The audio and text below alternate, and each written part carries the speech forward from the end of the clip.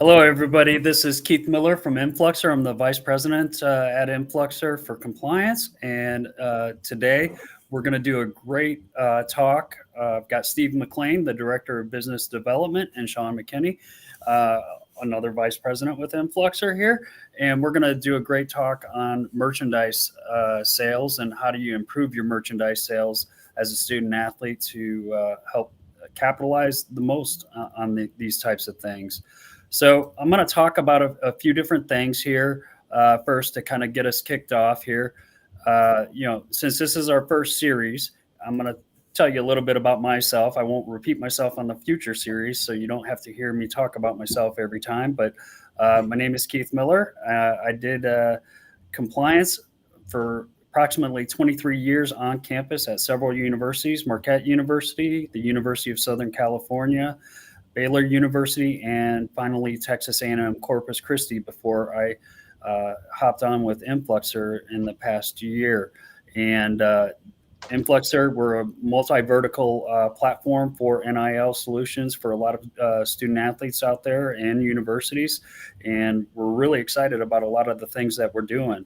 And today is the first in a very good series. We've got some great guests lined up for the entire summer. This is going to be very exciting, very educational.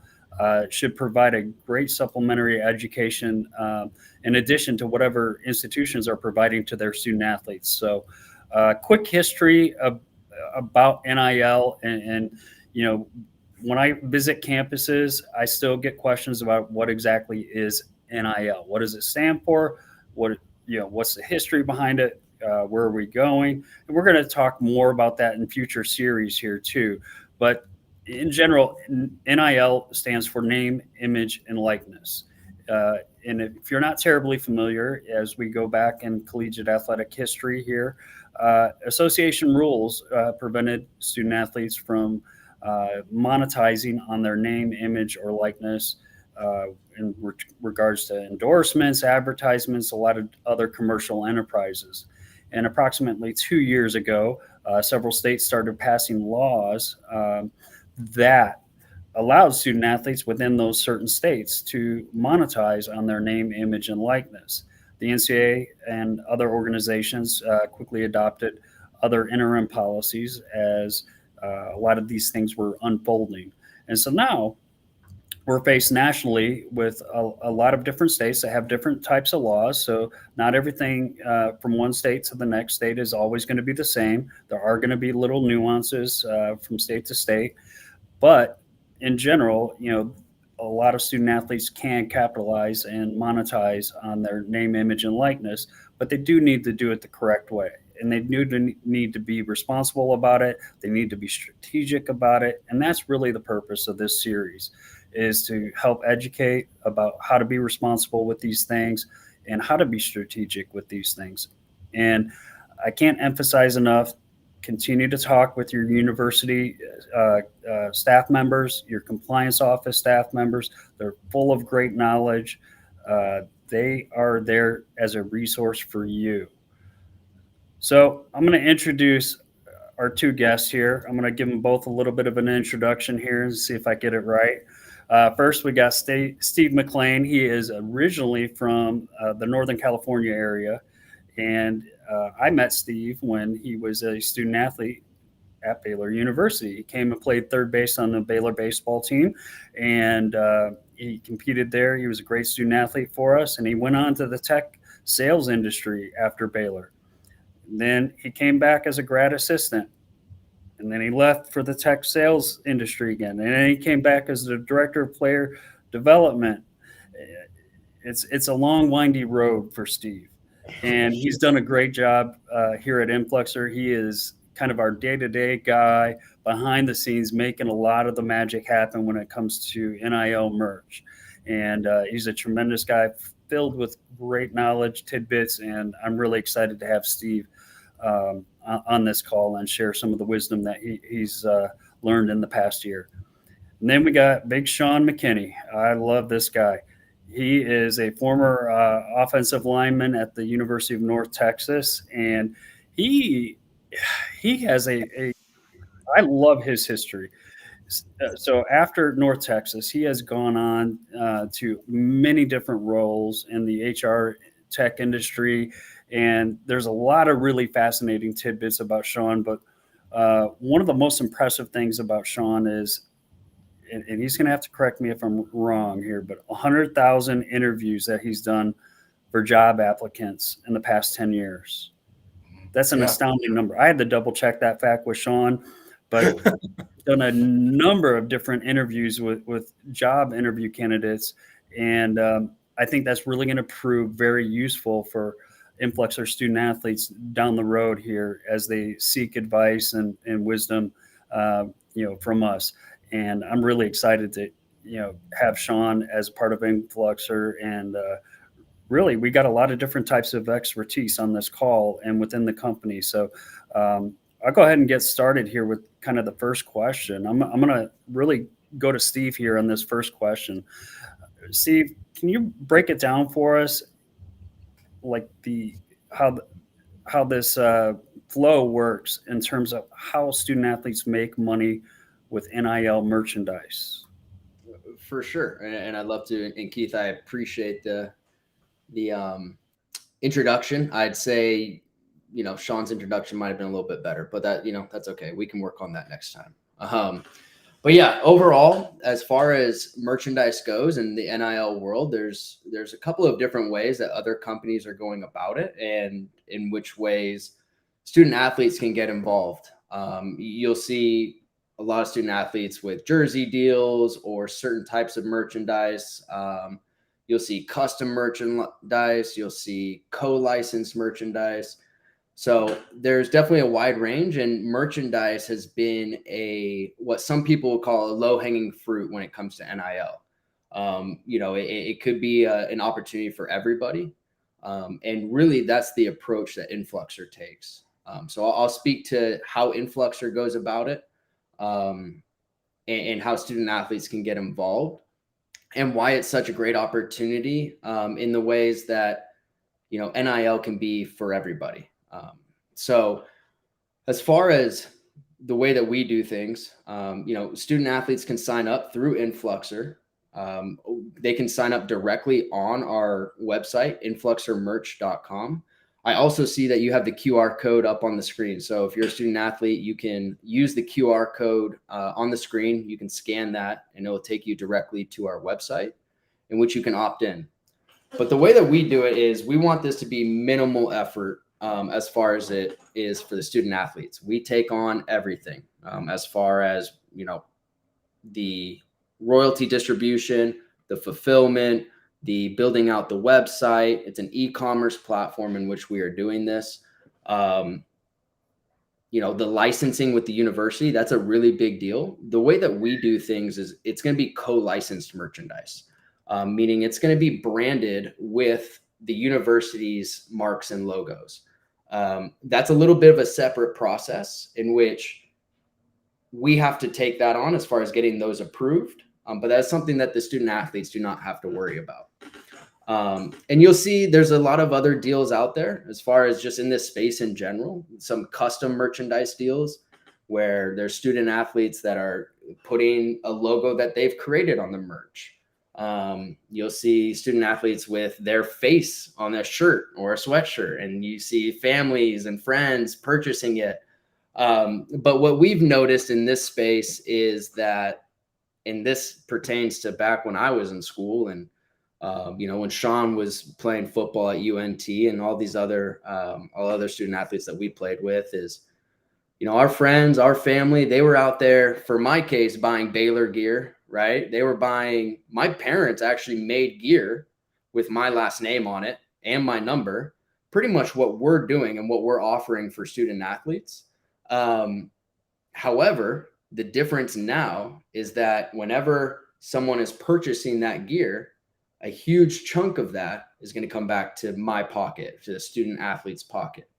And that's really where NIL has changed the game. That's where merchandise has become a low-hanging fruit, depending on who you're talking to, because it's a low-effort situation for the student athletes, which is ideal. You guys get to continue focusing on your games, practices, training, recovery, studies, can't forget about those. And essentially let us, a third-party company, take care of the rest. So it's a great opportunity. We have student athletes that are on our website that are actively promoting it, doing what they can to drive their sales. We have student athletes that have opted in and kind of just let it run its own course. Obviously, I think it would be best to, at least put some effort in as far as it goes with promoting it and really trying to get it out there. But the way that we've essentially structured it is there's no loss here, right? It's no harm, no foul. If you opt in, you can put in the effort to drive sales. You don't have to, and whatever comes your way, comes your way. But really, what's great about merch better than anything else is that it's an opportunity for everybody to get involved in NIL. And it doesn't matter what level of school you're at, D1, D2, D3, JUCO, NAIA, we're able to essentially be there for you guys. So overall, that's just a really quick overview as far as what merch has meant to the NIL space. Well, I'm going to toss a question to both of you, but before I do, I'm really glad that you mentioned dedicating time to studies. As your compliance officer back in the day when you were a student athlete, I'm just really, really glad you mentioned that you dedicated some time to your studies, and I won't say anything different on this call. I did not drive down that team GPA too far, but I did come back to school. I went twice. We're going to have a little bit of levity today. So I'm going to toss a kind of a big question here that I usually get when I visit campuses. Student athletes always ask me, how do I increase my sales? Mm-hmm. And you both got some experience here in working, with some of the sales and some of the student athletes and seeing some of the success stories.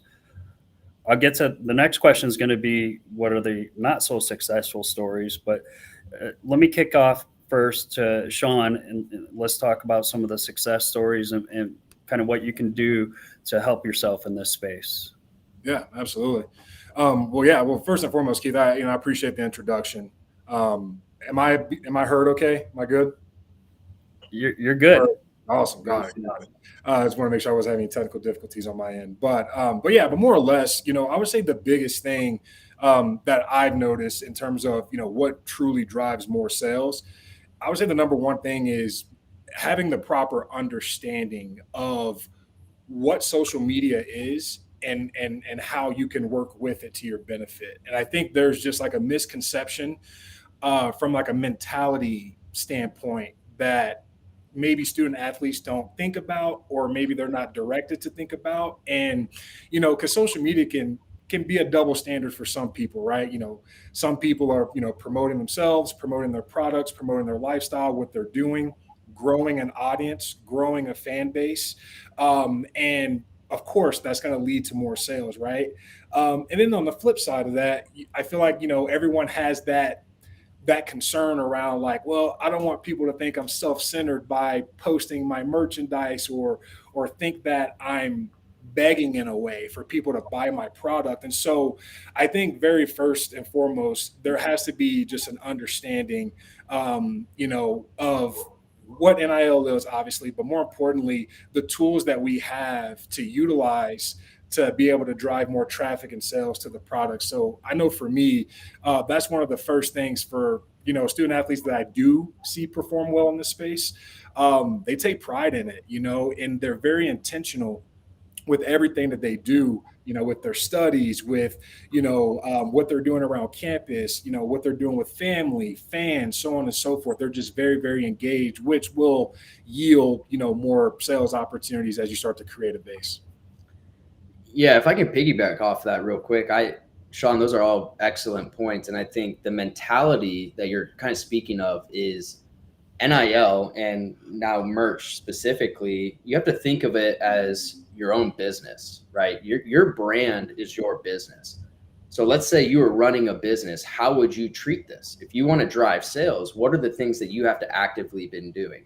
Now, I do think there is a misconception with a lot of student athletes, like, okay, I'm a collegiate student athlete, NIL should just kind of come to me, right?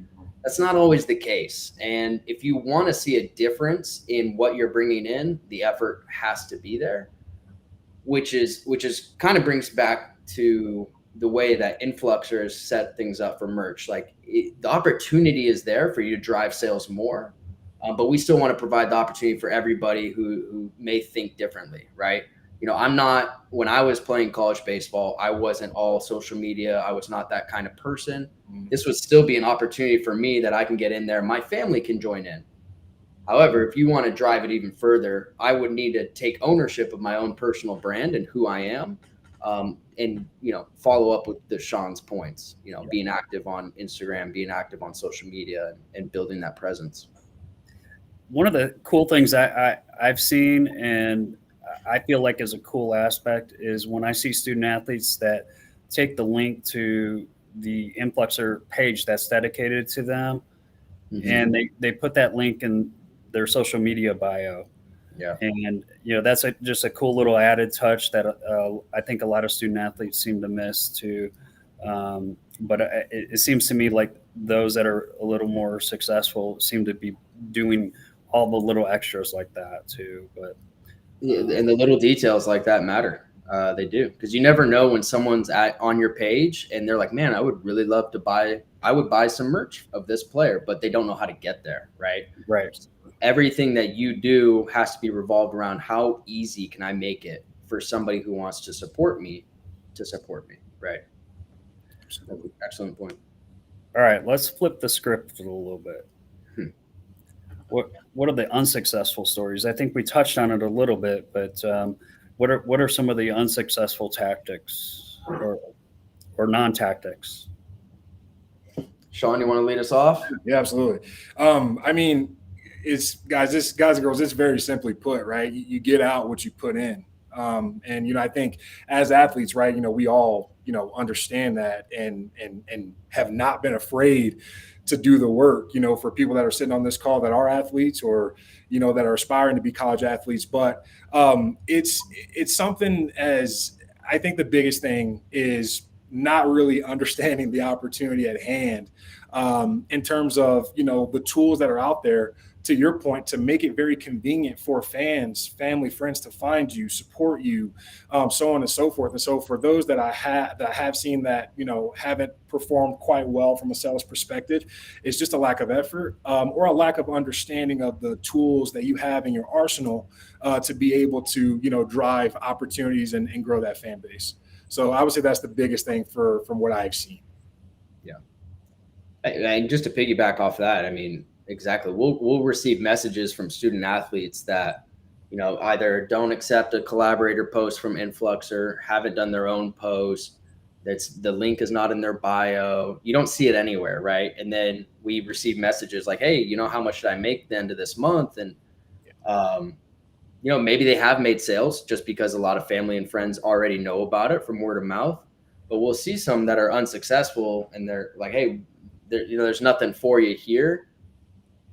But if you look at what the effort that you've put in, there's a little bit of a correlation there, right? So it requires effort at the end of the day, and but not terribly too much, right? I mean, you can do it at different levels, and you can opt into a merch opportunity like what we offer, and take it how you want it. As far as like, hey, this is your own business. If you want to push this as far as you can, that would be great.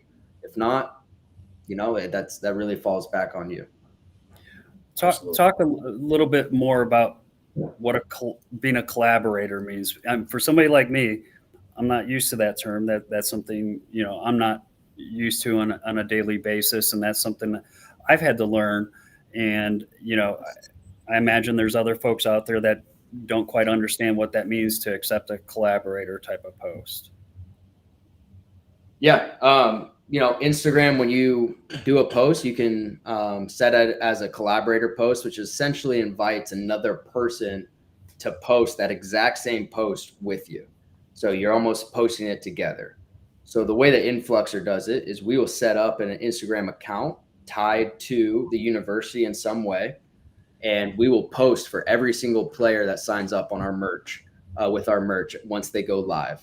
So once they're live, Influxer makes this announcement post, these graphics that look really good, and we'll invite the student athletes to collaborate with us on it. And if they accept it, it will post it on their feed, reaching their crowd, reaching their network with the same post, which essentially takes out a lot less of the effort, again, because we've done that. We've made the social media graphic, we've put in the work there. You just accept it. You've now reached your network, right? To drive sales as far as that goes. It's on your feed.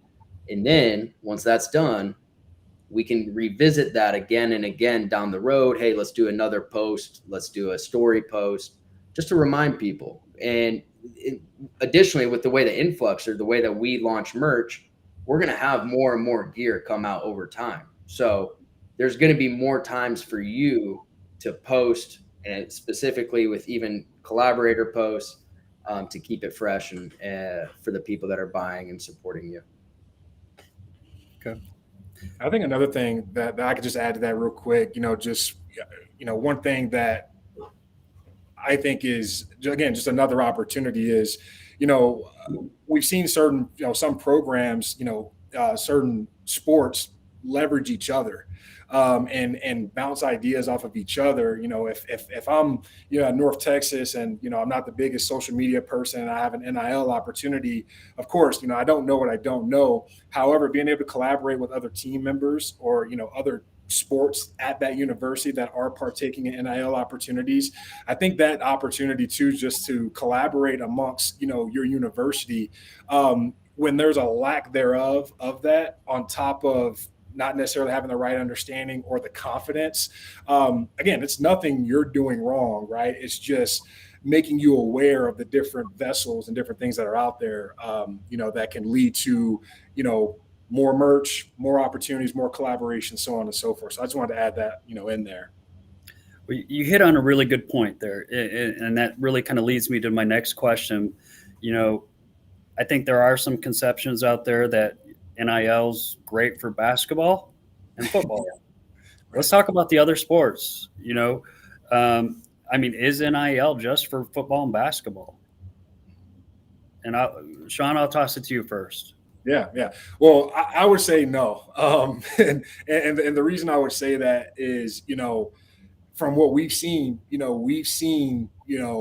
soccer, softball, lacrosse, we've seen some of those sporting teams perform better in terms of sales than the football program at that school or the basketball program at that school. And again, it doesn't matter the level of the program. And, I think it's just a matter of, it comes down to the individual, right? It comes down to you as a person in terms of how you want to go about doing it and marketing yourself and collabing with others. And so I would say it's bigger than, the traditional sports that we would think. And honestly, when NIL, was first approved and passed, that's what I thought. I thought it was going to be only the major sports that were truly going to be able to benefit from this opportunity. And as we've set our intention to, go after, some of the mid majors, and obviously we want, the Power Fives and so on and so forth. But we've noticed that there's a whole new market that's yet to be tapped into from the standpoint of,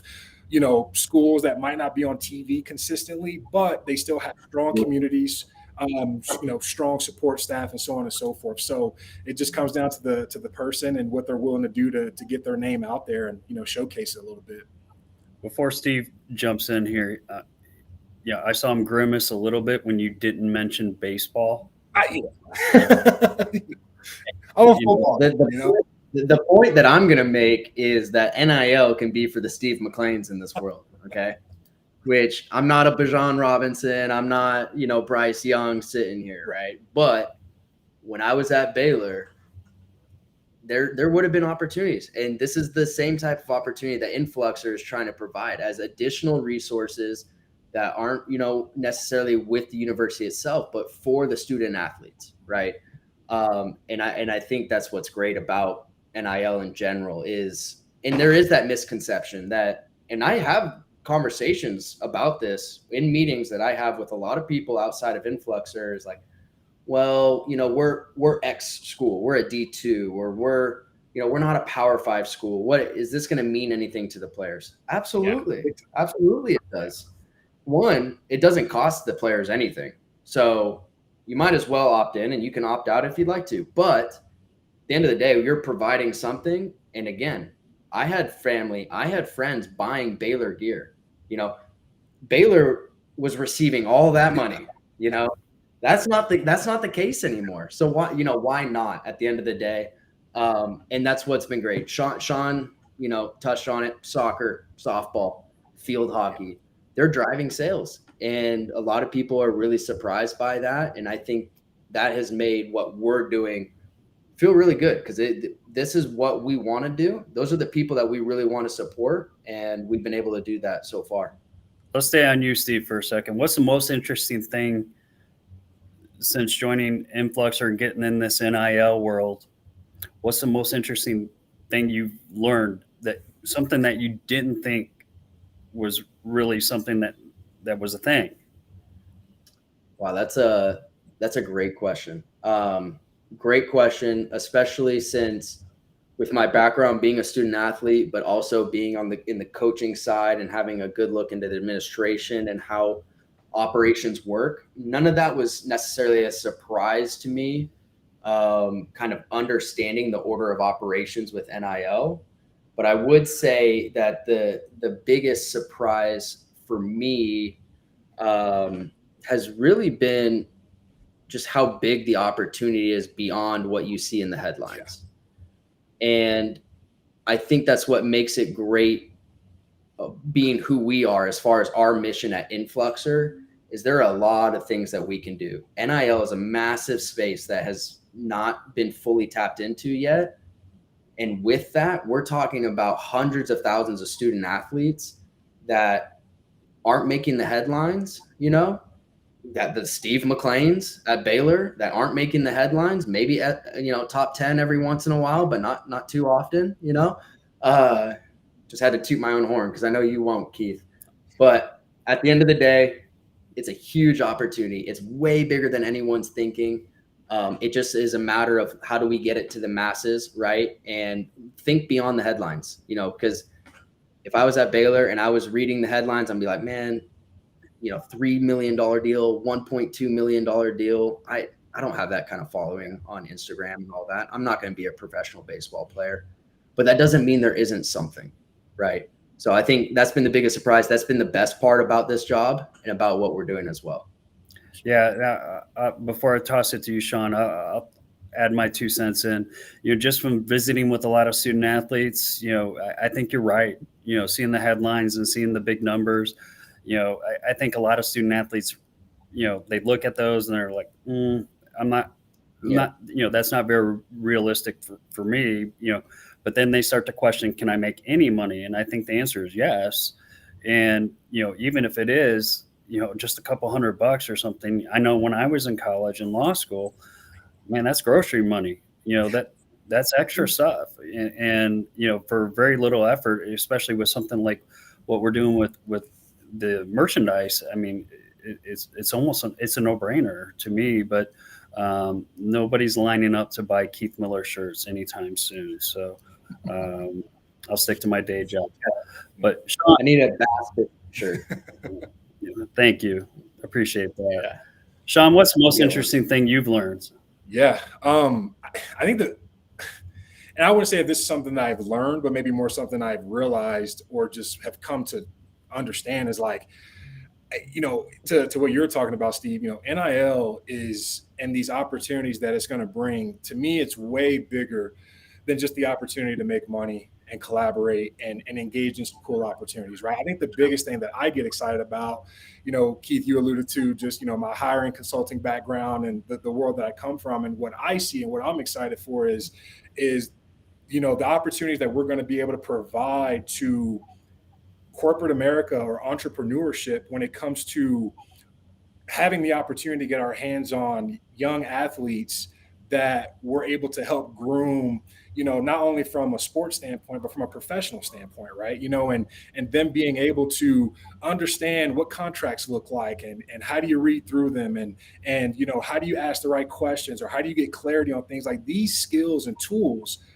are going to be, I mean, astronomically huge for the CEOs, the VPs, the directors that are going to be hiring, these student athletes, right? I think that's something that, it caught me by surprise that more people aren't seeing that and really going after it. And that's why for us, of course, the Power Five schools are great, but we want to bring NIL opportunities to student athletes to not only give them the opportunity to, put some money in their pocket, but so they can learn the skill set that's going to make them that much more dangerous when they do enter the workforce after college, or they start their own company. And if you know how to build your brand from nothing to something, you know how to run a business, whether you know it or not. And so it's just a matter of connecting you with the proper, resources to be able to make that happen. So, as someone who's hired people, I look forward to that. And majority of the people that hire CEOs, directors, if you're an athlete, that's a big deal if they see that on your resume.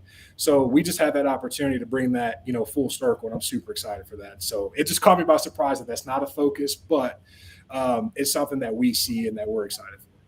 I love hearing that piece from you, because, I mean, you're coming from a position where you've done 100,000 interviews, with applicants for jobs in the past 10 years. And, as you look at NIL and you kind of look at the trajectory that we're going here, I mean, if you're in that position where you're still reviewing job applicants and, vetting people, for various companies, I got to assume you're looking at how they manage themselves in this NIL space. And, especially since everything is so available in social media. And I mean, it's got to be a factor that you look at as, a headhunting firm or consulting firm where you're trying to find employees. I mean, I think you hit on it. It really just fascinating tidbit from you. I really appreciate hearing that. All right. Let me kind of ask the next very important question, because followers versus interactions on social media, what's more important? Steve, I'll go to you. Sean, We'll give Sean a break here. Okay. Well, I think they're somewhat related. The more you interact, the more you kind of tap into that algorithm on social media, whether it's Twitter's, Instagrams, LinkedIn, TikTok. The more you interact, the more that followers that follower count will go up. But I do think what's really important is to be yourself, be authentic. There's niches out there as far as like, hey, this is what I'm really interested in. And it may be beyond your sport. Like a lot of athletes have something that they're really into, which actually drives their follower count compared to, hey, this is me doing a training video or something, right? There's millions of stuff like that out there, but what people want to see is you being authentic to yourself. So as far as how do you grow that follower count, interaction on these social media platforms is a great way to do that. So I think one kind of follows the other. But at the end of the day, being yourself and interacting in your tone and who you want to be is what people want to see. And that's kind of how that follower count will go up. Yeah, I agree with that. Go ahead, Keith. Well, I was just going to say, I can't recall. It was not an Influxer deal, but there was another headline I saw recently. And as a big fisherman, I saw that there was a student athlete that he regularly posts about fishing, and lo and behold, he got a deal with a fishing company. And it is very logical, makes a lot of sense. And I think that goes to your point, Steve, about being true to who you are and your interests and pursuing those passions and sharing those passions. Yeah. So I think it feeds into this. Absolutely. Yeah. I think my two cents on that is, like you said, interactions they're both very important.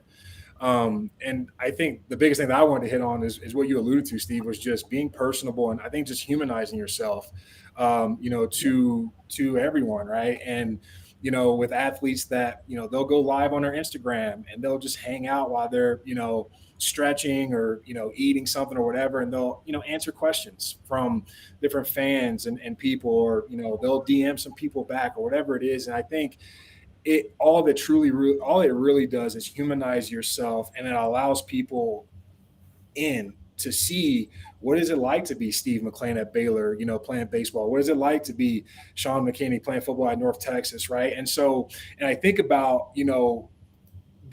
what drove me to want to play college football was watching Ray Lewis highlights and seeing how he talked in interviews and just seeing how just ruthless he was with the sport. And so you all have that same opportunity to be that, idol for someone else, right?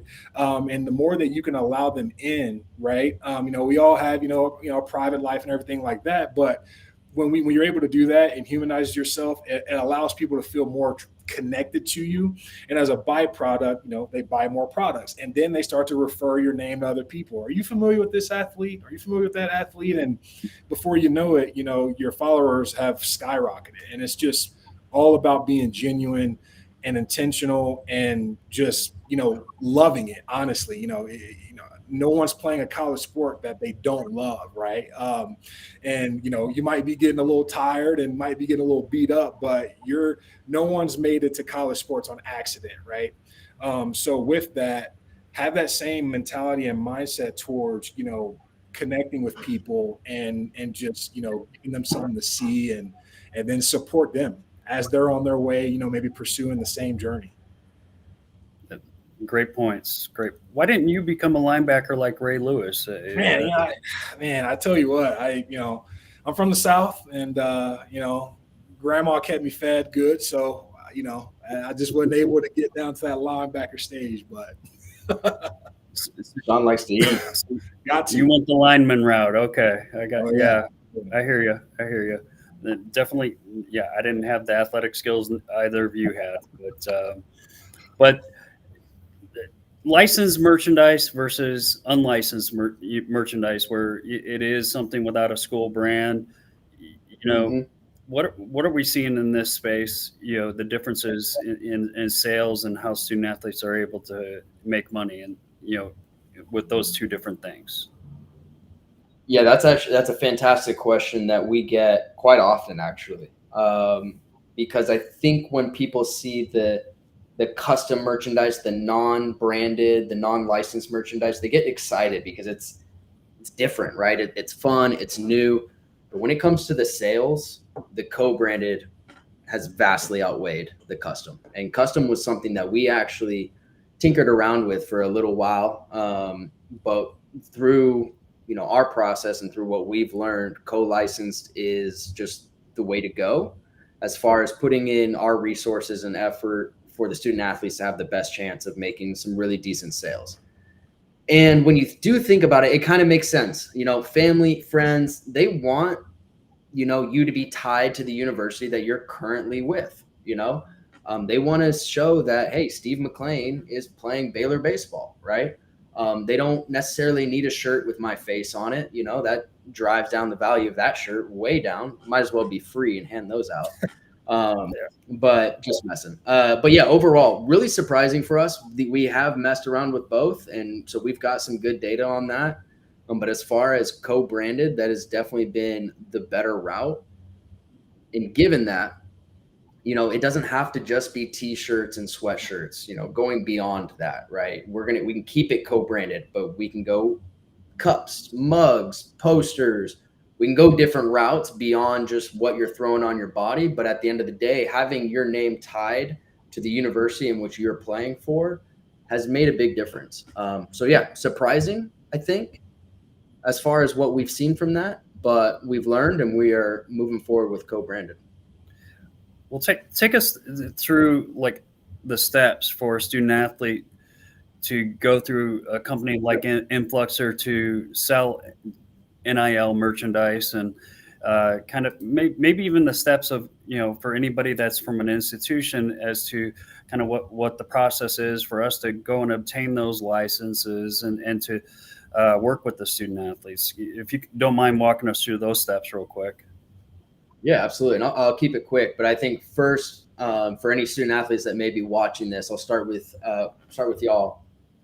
You can sign up and opt in directly from our website, which the QR code on the screen will take you there. Our opt in process is extremely simple. We want to make it minimal effort for student athletes. It's simply just a questionnaire that is about 10 or so questions long that gets auto populated onto a contract that gets sent to you within minutes. Once the contract is executed, you essentially can sit back knowing that Influxer is handling the rest. Like I said earlier, licensing, mock-ups being approved. Then we're going through, once sales come in, fulfillment, the manufacturing, the shipping, everything, all the way down to the royalty distribution. So as a student athlete, hey, I've opted in with Influxer, non-exclusive, non-competing. I can continue to look for other NIL deals, but I know that they're working on the back end to essentially launch my stuff on their website on influxermerch.com.